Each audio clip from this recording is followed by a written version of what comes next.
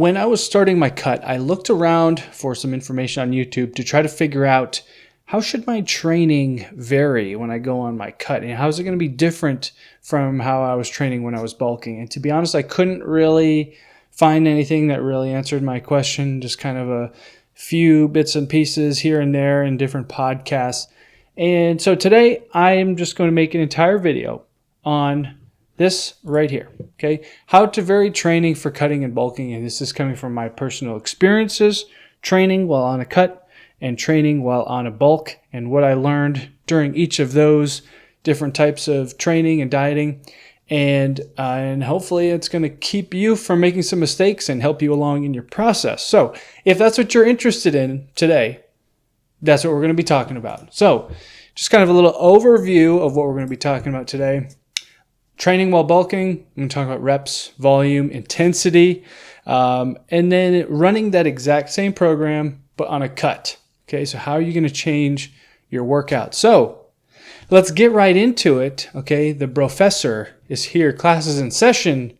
Please take your seats, pop us in, crack a monster, and get ready to take some notes. Let's start today's lesson. Okay, well, first, credentials. All right, credentials. Over here we have 180-pound me, and then bulking up to 235-pound me, and then cutting back down to 185-pound me. And I'm back up to 196 at the moment. Okay, feeling a little hefty, feeling a little husky. I'm back on the calories, back on the bulk train. So yeah. This has been a long train, and again, I started working out in 2010, so it's been a very, very long journey, 15 years of lifting and experimenting on myself. So I've learned a lot, and I want to help you get farther along. All right, training during a bulk. First off, it's awesome. Okay, training during a bulk is incredible. So my experience. Your body can handle, I said a little bit more volume intensity, but the real answer is your body can handle quite a bit more volume and intensity than if you were just kind of main gaining. Okay? You can really start to push the weights. When I was training on a bulk, I normally did 3 working sets per exercise. You might be thinking, well, a lot of people train 3 working sets per exercise, but a lot of people don't train that hard as well. So when I'm saying I did 3 working sets per exercise, I'm saying I did 3 hard sets per exercise, like 3 to failure exercise. And as you progress, I think that the number of sets you can do till failure, when you're newer, you can do more. I know this is going to sound kind of counterintuitive, but I think for less experienced lifters, due to lack of mind-muscle connection and muscle recruitment, I think that you can actually do more sets to failure when you're a newer lifter, because you don't actually have the ability to really strain your muscles as hard as somebody who's much more advanced. And I actually have a video coming up very soon about how to build your mind-muscle connection. Okay, so for me, while I was bulking, my rep ranges looked a lot like 14 for the first set-ish, 14 reps-ish, and then I would do an 8-rep set, and then I would do a 4-rep set. And these are very, hard, intense sets. And the reason I was doing that is because I was intentional about adding weight. And so that's one of the things about being on a bulk is you are now, you're gaining, hopefully, you're gaining size, you're gaining strength, and you are giving yourself enough nutrients to be able to recover and be stronger than last time. So I pyramided my weight like this during my cuts so that I could really force that progressive overload and force that extra weight. I would throw on a weight that I didn't think I could do for 4 reps. And then a lot of times I just did it. And to me, I think the strength curves in the higher reps and the lower reps is a lot different. Like I think I really didn't think there was much of as huge of a drop off from doing those sets beforehand. So, like I said, you're going to be intentional about adding extra weight. You want to do a weight that you don't think you can do. okay? Because there's a good possibility that you can. You just have to believe. And then for other exercises that were not like the big compound lifts, I did a lot of 12 to 16 rep work. So thinking anything like an overhead press, or maybe just like a bicep curl, or tricep extension, leg extensions, leg curls, things like that. Those I kept them all in like the 12 to 16 range. Total volume per workout, I was looking at a lot of like 10 to 12 really hard sets per workout. So I might do 3 or maybe 4 exercises, and then I would push those sets pretty hard, basically as hard as I could. And so for exercise selection, I would do a lot more sets with fatiguing exercises like squats, deadlifts, or a Yates row. I'm a huge fan of Yates row.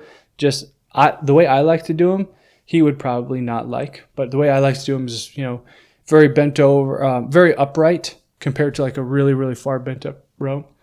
A lot more upright and just really nasty. Just nasty reps. Okay, just yuckiness. Again, you can handle more sets of those more fatiguing exercises. And so then we kind of get into, okay, so how is all that going to differ from training on a cut? Okay, and when I switched over to cutting and like really being intentional about dieting down, I found that I had to really change up my training quite a bit. So this is why I think this is going to be really helpful for you. I kind of had a different mentality with my workouts, where when I'm training on a bulk, like my mentality was, I just want to get as strong as possible, get a big pump, like just make as much, blind, ignorant progress as possible. Just force progress as much as I can. And I kind of had to work a little differently, work a little smarter when I was on a cut, because I didn't have the calories to really push through those workouts. So I spent a lot more time focusing on building mind-muscle connection, really focusing on contraction, getting a good stretch, and really trying to build muscle density, right? Really just trying to get my muscles hard. And the thing is, I really had to focus a lot more on form and connection to the muscle, because it's a lot harder to get a pump. And like I said, I didn't have the strength, that raw strength of the calories to kind of push me through. So I kind of had to do what I did. What I found that worked well for me is that I dropped it down to 1 working set per exercise. Okay, so I would, obviously do a couple warm-up sets in the beginning, but I would just do 1 all-out set. And the reason I did that is because I wanted to vary the different types of exercise that I was doing. I didn't want to do just completely burn out on one singular exercise. Okay, so when I was doing those sets, my focus was on execution and preserving my strength level. Okay, like while I was on my cut and while I'm dieting down, losing those nutrients and everything, I just want to save as much strength as possible to not lose any muscle mass, throughout the diet. And part of that, the rep range thing, what I had to figure out was I had to choose a rep range that worked the muscle, not the cardio. And what I found was that there was a lot of times where I would be doing a set and I would just feel gassed, right? Like I would just be like, I'm out of breath and I can't finish the set. And I realized that I was doing too many reps to the point where this set is now, it's like a cardiovascular activity that I just can't really keep up with.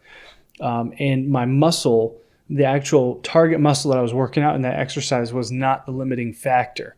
So anytime I encountered a situation like that, then I would taper those reps off. So I basically pushed the reps up as high as possible to just get maximum pump and everything, until I got to that point where, okay, this is feeling like a cardio thing. My cardiovascular is giving out. Let's drop the reps back down a little bit. So for me, getting in there ended up being around the 12 to 16 rep range. I hope that makes sense. Okay, so my total volume for these 6 to 8 my total volume for these workouts was like 6 to 8 working sets per workout. So I might do, 4 or even 5 exercises. So, sometimes I would do 2. Sometimes I would do 2, hard sets per exercise, but most of the time it was 1. And the reason I was doing that was I varied the volume to increase exercise selection. So here's the thing. What I found was when you're training on a bulk, you can kind of get away with, let's say you just do 3, chest day. You do 3 really hard sets of bench, okay? And then maybe you don't want to jump right into a pressing movement, but let's say you go over to the pec deck. You do 3 really hard sets of pec flies. And then by that time, you're kind of ready to go back to another chest movement, a main press, and really do like 3 more hard sets, 2 or 3 more hard sets. And your strength drop off is not going to be that bad. But on a cut, in my experience, just from what I observed was when I went to do that second hard set, or even that third hard set, I noticed that my strength drop off was a lot faster. So my strength of my energy available in an actual workout, just dropped off a lot quicker. So I wanted to make sure that I was still getting a good amount of exercise variation so that I was working all of the muscles. So what I would do is just do less sets per exercise so that I could do more exercises with a semi-optimal strength level. Okay, so I hope that makes sense. Long story short, I varied my volume so that I could increase my exercise selection. And then I also removed heavily fatiguing exercises. I did a lot less sets, or just might remove them altogether. Hate to say it, but I just haven't deadlifted much until kind of more recently. I also removed Yates rows. Every other week, I would do one working set of really heavy Yates rows, bent over barbell rows. And then I really wouldn't do more than one set of a squat. So, I would just go one all out set and just really try to kill it on that one singular set, because I found if I did more than that, it was not going to be, it wasn't going to be a productive set, A, and B, it just was not going to feel good for the next workout. And probably not going to be, just a little much to try to recover from. Not saying impossible, because nothing's impossible, but it was hard. And overall, just general risk management, injury risk management while on a cut, I just tended to stay away from low reps altogether. And the reason is I just didn't want to push that much maximum weight on my tendons. Is it something that you could possibly do? Yes.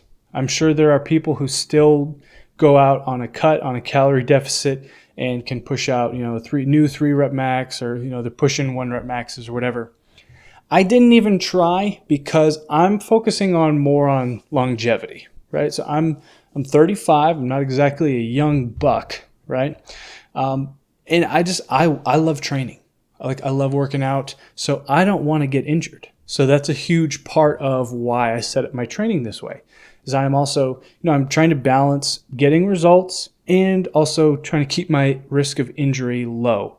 So that was important for me. So I just stayed away from low reps altogether. I didn't want to pull a hamstring or, overwork a bicep tendon or something and then be out of the game. So it just kind of seemed like, this has happened to me in the past, going real heavy into the really low reps with not enough calories. It's a good way to get injured. So I just stayed away from it so that I could continue training. And that was really all that the training, that's kind of all the training varied. That was really all I could think of. I just kind of want to throw this in there. Is bulking a scam? There's a lot of people that say that bulking is a scam for some reason. It's not. It's definitely great. I just want you to think about this. A lot of people are doing this main gaining thing now. And, I used to be a main gainer. You could say that. Main gaining is basically just not doing anything. Okay, you're not getting leaner, and you're really not getting bigger or stronger. You you could say that you're making some progress, but that progress is going to be slow. If you go back here, let me show you. This picture right here, this is like what 5 years of main gaining looks like. Just like not paying attention to your diet at all, just basically eating whatever I felt like.